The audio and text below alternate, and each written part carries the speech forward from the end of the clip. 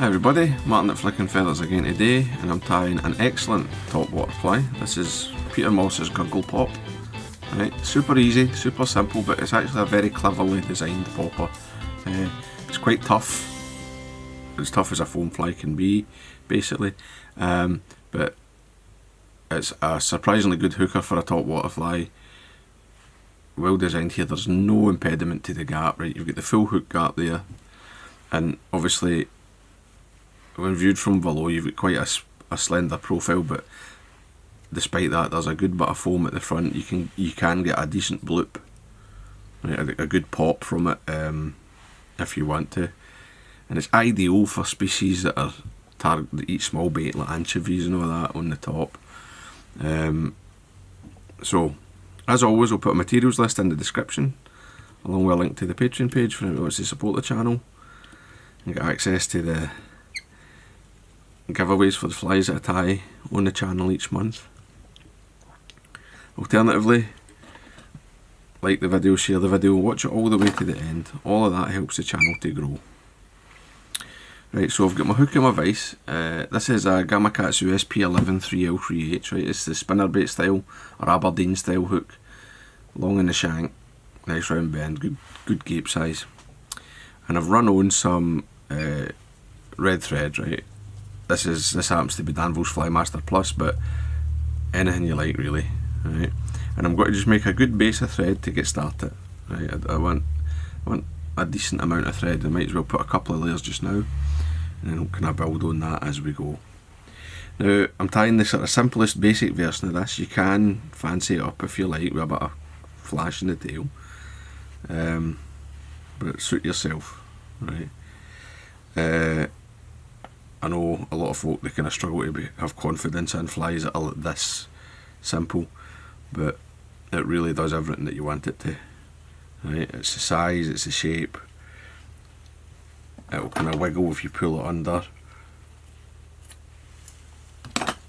You can fish it subtly, kind of like a slider, you know, just kind of wee crease on the top of the water, or as I say, you can pop it. So I've got a bunch of polar fibre here for my tail. Right, I've cleaned out the under fuzz, and I'll just sort of realign it a wee bit. I don't want too extreme a taper, and I want, say, I'm going to tie that in line with the barb. This is the bulk of the fibre. I've got a couple of long strands there, I'll just pinch them out once it's tied in. The bulk of the fibre is about a hook length, right? A wee wrap just to sort of kick it up a wee bit, make it sort of less likely to foul. And then I'm going to run forward, touching wraps with my thread.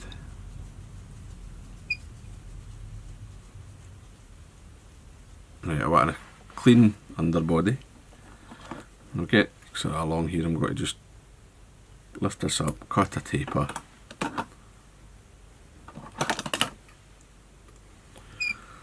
and then we're good. Just come along, and it's better just take your time, kind of get this clean, right? Let it go and touch and turns. You know, if you try to let it spiral up and then flatten it, you can end up making a mess, and it's hard to get everything to behave. So I'm just going to come in. I've got a few, I don't even know if the camera's picking them up, but there's like 2 or 3 long hairs there. I'm just going to snap them, right? And that just tapers that tail in just perfect.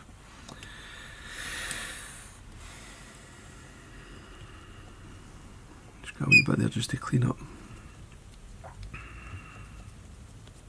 Okay. And I'm going to take some, this is packing foam, just like a round packing rod it's called. I'm going to, this is 8mm on the size 4.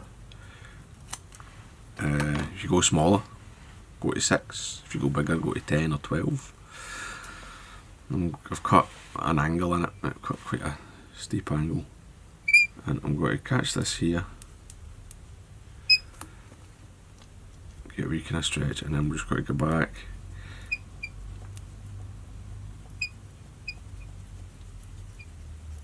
Again, I'm trying to keep my thread wraps touching, although it's a bit harder as the foam fattens up, obviously going up the taper, and you might need to sort of just take slightly more open wraps just to catch it off. But you can,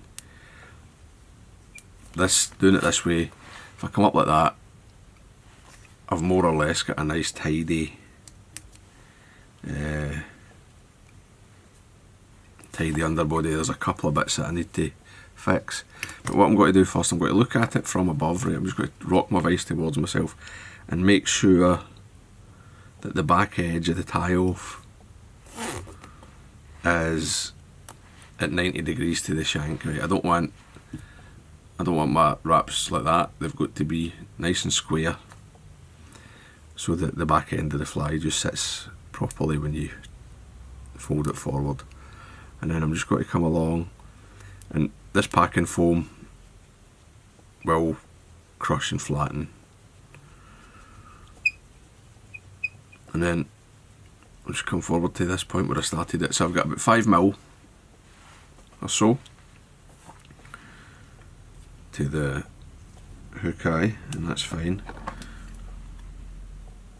Trim that like that so the waste out of my way. I'm not wasting too much when I trim the final fly. And then I'm going to get some liquid fusion, right, or you could use, it depends on your packing rod, you could use E6000, and I'm just going to get some of that. I'm using my bodkin because the nozzle's just a bit too big for this size of fly, the nozzle on the glue bottle, and I'll just come along the underside as well, just run that in. That'll kind of soak in a wee bit to the thread, toughen everything up.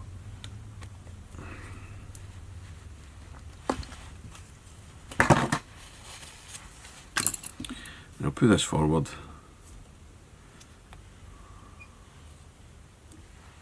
See how we are, that's not bad. I mean, you can always have your other fly rate if you want to check how tightly or whatever the size of the, if it's not a fly you're used to tying, just get that in. Again, make sure the wraps are nice and square. A couple, put tight, come in front, and tighten that down.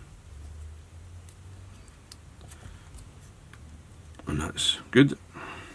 Now I like to whip finish in front of this. I think it's better than whip finishing over the foam.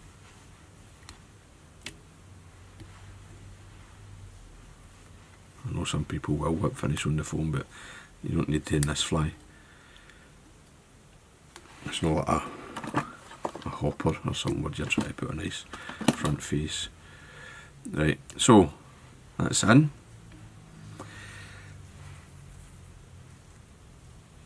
I'm going to get my razor blade, or a razor blade. I've got a few lying in my desk, and I'm just going to hold this, and I'm going to come in directly above the hook eye, cut a vertical face. That's not bad. Alright.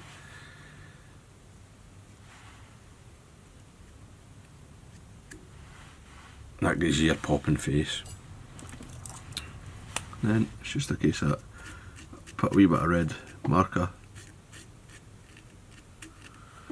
on the front.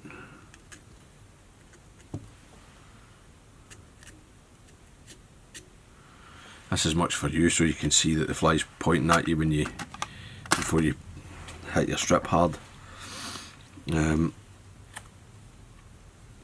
it is for the fish. Just come in with a wee bit more liquid fusion. Just hit the back edge here.